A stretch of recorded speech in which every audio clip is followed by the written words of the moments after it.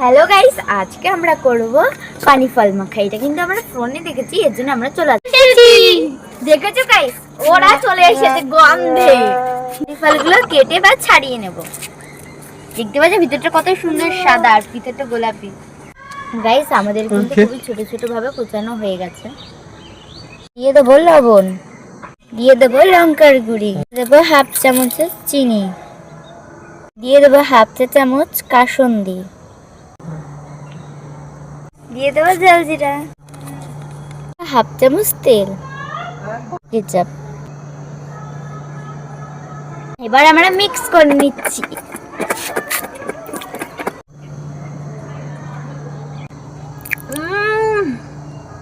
ফাটাফাটি বন্ধুরা, কি বলবো, just looking like a wow.